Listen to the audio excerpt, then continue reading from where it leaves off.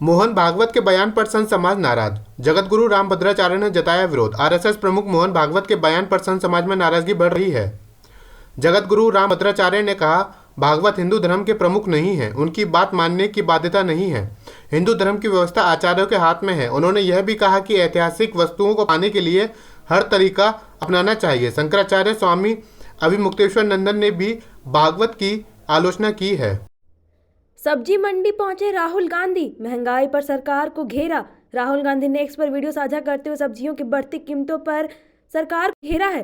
उन्होंने सब्जी मंडी में मटर, लहसुन और अन्य सब्जियों के दाम पूछे, जहां महिलाओं ने बताया कि इस साल सब्जियों के दाम आसमान छू रहे हैं। राहुल ने लिखा, लहसुन कभी 40 रुपए था, आज 400 रुपए। महंगाई ने रसोई का बजट बिगाड़ दिया है। कुमार विश्वास के बयान पर विवाद, दी सफाई। मेरठ के कवि सम्मेलन में कुमार विश्वास की टिप्पणी को लेकर विवाद खड़ा हो गया। इसे सोनाक्षी सिन्हा और जाहिर इकबाल से जोड़कर आलोचना की जा रही थी। कुमार विश्वास ने सफाई देते हुए कहा कि उनकी बात किसी व्यक्ति विशेष से संबंधित नहीं थी। उन्होंने कहा कि भारत की सांस्कृतिक चेतना के खिलाफ साजिशें हो रही हैं और इससे पीछा नहीं छुड़ाया जा सकता। वंदे भारत एक्सप्रेस गलत दिशा में पहुंची, 90 मिनट की देरी। मुंबई से गोवा जाने वाली वंदे भारत एक्सप्रेस तकनीकी खामी के चलते रास्ता भटक गई। दीवा स्टेशन से पनवेल मुड़ने के बजाय ट्रेन कल्याण की ओर चली गई। गलती का पता चलते ही रेल अधिकारियों ने ट्रेन को रोककर सही दिशा में रवाना किया। इस घटना के कारण ट्रेन को अपने गंतव्य पर 90 मिनट की देरी से पहुंची। तमिलनाडु सरकार ने नो डिटेंशन पॉलिसी खत्म करने का किया विरोध। केंद्र सरकार ने 5वीं और 8वीं कक्षा के छात्रों की नो डिटेंशन पॉलिसी समाप्त करने का घोषणा किया है। हालांकि तमिलनाडु सरकार ने इस फैसले को मानने से इनकार कर दिया। राज्य के शिक्षा मंत्री अंबिल महेश ने कहा कि तमिलनाडु में असफल छात्रों को अनुत्तीर्ण न करने की नीति जारी रहेगी। केंद्र ने इस कदम का राज्य स्तर पर विरोध तेज हो गया है। शेख हसीना के प्रत्यर्पण पर बांग्लादेश और भारत के बीच तनाव। बांग्लादेश की अंतरिम सरकार ने पूर्व प्रधानमंत्री शेख हसीना के प्रत्यर्पण के लिए भारत से औपचारिक अनुरोध किया है। हालांकि भारत ने अभी इस पर कोई प्रतिक्रिया नहीं दी है। बांग्लादेश में भारत के पूर्व राजदूत महेश सचदेवा ने कहा कि शेख हसीना अदालत में इस अनुरोध को चुनौती दे सकती है। भारत राजनीतिक और कानूनी कारणों से इस प्रत्यर्पण को खारिज भी कर सकता है।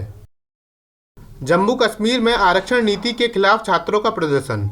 जम्मू कश्मीर में सामान्य वर्ग के छात्रों ने आरक्षण नीति के खिलाफ श्रीनगर में मुख्यमंत्री आवास के बाहर जोरदार प्रदर्शन किया।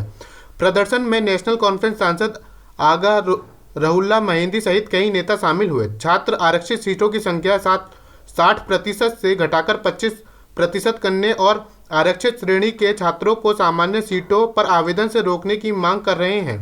छात्रों को आरोप है कि यह उनके साथ अन्याय है। मोहन भागवत के बयान पर संत समाज ने जताई नाराजगी। आरएसएस प्रमुख मोहन भागवत की मंदिर मस्जिद विवाद को लेकर दी गई नसीहत पर साधु संतों ने कड़ा विरोध जताया। अखिल भारतीय संघ समिति के महासचिव स्वामी जितेंद्रानंद सरस्वती ने कहा कि धार्मिक मामलों पर निर्णय धर्माचार्यों को लेना चाहिए, न कि सांस्कृतिक संगठन को। उन्होंने कहा कि जब धर्म का विषय आता है तो उसे धार्मिक गुरुओं को तय करने देना चाहिए और जो भी वे तय करेंगे उसे संघ और विश्व हिंदू परिषद स्वीकार करेंगे। पुष्पा 2 प्रीमियर पर भगदड़ मामले में अल्लू अर्जुन को पुलिस का समन। हैदराबाद के संध्या सिनेमाघर में पुष्पा 2 के प्रीमियर के दौरान हुई भगदड़ में एक महिला की मौत और उसके बेटे के घायल होने के मामले में अभिनेता अल्लू अर्जुन को हैदराबाद पुलिस ने समन जारी किया है। मंगलवार सुबह 11 बजे उन्हें पूछताछ के लिए बुलाया गया है। इस घटना में अर्जुन एक रात जेल में रह चुके हैं और फिलहाल जमानत पर हैं। फिल्म निर्माताओं ने पीड़ित परिवार को 50 लाख रुपए की आर्थिक सहायता दी है। ईडी का बड़ा फैसला, आपराधिक साजिश के आधार पर दर्ज नहीं होंगे मनी लॉन्ड्रिंग के केस। ईडी ने मनी लॉन्ड्रिंग मामलों में कार्रवाई को मजबूत करने के लिए अपने अधिकारियों को निर्देश दिया है कि केस दर्ज करते समय केवल आपराधिक साजिश की धाराओं पर निर्भर न रहें, बल्कि पीएमएलए की धाराओं को भी शामिल करें। सुप्रीम कोर्ट के हालिया फैसले के बाद यह कदम उठाया गया है, जिसमें कहा गया था कि मनी लॉन्ड्रिंग मामलों में आईपीसी की धारा 61(2) ही पर्याप्त नहीं है। अमित शाह के खिलाफ लखनऊ में बसपा का जोरदार विरोध प्रदर्शन। लखनऊ के हजरतगंज में बहुजन समाज पार्टी ने केंद्रीय मंत्री अमित शाह की डॉक्टर भीमराव अंबेडकर पर की टिप्पणी के विरोध में प्रदर्शन किया। बसपा कार्यकर्ता जिला अध्यक्ष शैलेंद्र कुमार गौतम की अगुवाई में शाह के इस्तीफे की मांग कर रहे थे और पुलिस अधिकारियों को ज्ञापन सौंपा। पार्टी सुप्रीमो मायावती के निर्देश पर प्रदेश भर में डॉक्टर अंबेडकर पर टिप्पणी वापस लेने की मांग को लेकर विरोध प्रदर्शन किया जा रहा है। आजम खान के जौहर विश्वविद्यालय परिसर में शत्रु संपत्ति होगी नीलाम। रामपुर में मोहम्मद अली जौहर विश्वविद्यालय परिसर में स्थित शत्रु संपत्ति की नीलामी प्रक्रिया शुरू की जाएगी। 13.842 हेक्टेयर भूमि पर कब्जा करने के मामले में आजम खान समेत कई लोग आरोपित हैं।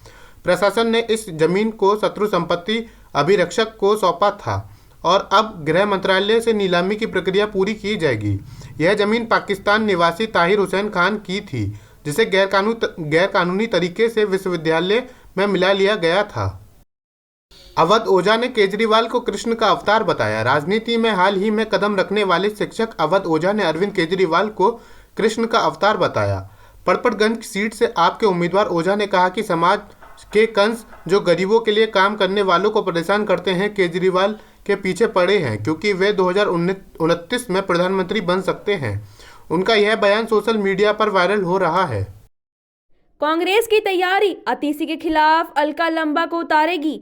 दिल्ली विधानसभा चुनाव में कांग्रेस ने इस बार आप के उम्मीदवार अतीसी के खिलाफ मजबूत उम्मीदवार उतारने की योजना बनाई है। सूत्रों के मुताबिक महिला कांग्रेस अध्यक्ष अलका लांबा को कालाकाजी सीट से अतीसी के खिलाफ उतारने की तैयारी है। इसके अलावा सीमापुरी से राजेश लिलोठिया और जंगपुरा से फरहाद सूरी को भी टिकट मिल सकता है। स्वाति मालीवाल का आम आदमी पार्टी पर हमला, अस्पतालों पर उठाए सवाल। आम आदमी पार्टी की राज्यसभा सांसद स्वाति मालीवाल ने दिल्ली के अस्पतालों की खस्ता हालत पर अपनी पार्टी को घेरा। स्वाति ने एक्स पर पोस्ट करते हुए कहा कि दिल्ली की सरकारी अस्पतालों में इलाज और दवाइयों की कमी है और लोग मर रहे हैं। उन्होंने जीटीबी अस्पताल और दिल्ली राज्य कैंसर संस्थान का वीडियो शेयर कर फर्जी स्वास्थ्य गारंटी कार्ड बांटने की भी आलोचना की। केजरीवाल के मतदाता सूची से नाम हटाए जाने के दावे पर चुनाव आयोग का जवाब। दिल्ली के पूर्व मुख्यमंत्री अरविंद केजरीवाल द्वारा मतदाता सूची से नाम हटाए जाने के दावे पर चुनाव आयोग ने मंगलवार को स्पष्टीकरण दिया। आयोग ने कहा कि केजरीवाल द्वारा बताए गए मतदाता का कोई रिकॉर्ड नहीं मिला। आयोग ने यह भी बताया कि मतदाता सूची से नाम केवल आपत्ति पर हटाए जाते हैं और इसे ईसीआई मानदंडों के अनुसार प्रोसेस किया जाता है। केजरीवाल ने हिंदुत्व मुद्दे से किनारा किया, कहा यह मुद्दा भाजपा को मुबारक। अरविंद केजरीवाल ने दिल्ली चुनाव में हिंदुत्व के मुद्दे से दूरी बनाई। न्यूज़ 24 को दिए इंटरव्यू में केजरीवाल से सवाल किया गया कि हिंदुत्व के मुद्दे पर उनकी क्या राय है। कहा जाता है कि आप भी सॉफ्ट हिंदुत्व पर चलने लगे थे। जवाब में पूर्व सीएम ने कहा, मेरी नज़रों में कोई सॉफ्ट या हार्ड हिंदुत्व नहीं है, यह सारे मुद्दे उनको मुबारक हों। उन्होंने कहा कि वे स्कूल, अस्पताल, पानी की सुविधा जैसी समस्याओं पर ध्यान केंद्रित है। बड़े मुद्दे भाजपा को मुबारक हैं। केजरीवाल ने यह भी कहा कि भगवान पर किसी का एकाधिकार नहीं हो सकता। देवेंद्र यादव ने केजरीवाल पर हमला बोला, कहा वह मुख्यमंत्री बनने के योग्य नहीं। दिल्ली कांग्रेस अध्यक्ष देवेंद्र यादव ने अरविंद केजरीवाल पर तीखा हमला किया है। उन्होंने कहा कि केजरीवाल शराब नीति मामले में जमानत पर हैं और लोगों को धोखा दे रहे हैं। यादव ने आरोप लगाया कि केजरीवाल भ्रष्टाचार के मामले में जेल गए थे और मुख्यमंत्री पद पर रहते हुए कार्य नहीं कर सके, इसलिए वह फिर से मुख्यमंत्री बनने के योग्य नहीं है। किसान ने मंच पर चढ़कर मंत्री नितेश राणे को पहना दी प्याज की माला। महाराष्ट्र के मत्स्य पालन मंत्री नितेश राणे को सोमवार रात एक धार्मिक समारोह के दौरान मंच पर एक किसान ने प्याज की माला पहना और माइक छीनने की कोशिश की, लेकिन पुलिस ने उसे हिरासत में ले लिया। पिछले 10 दिनों में प्याज की कीमतों में गिरावट से नास के किसान नाराज हैं। किसानों का आरोप है कि प्याज पर 20% निर्यात शुल्क लगाने से कीमतें स्थिर नहीं हुई और उनकी परेशानी बढ़ गई है।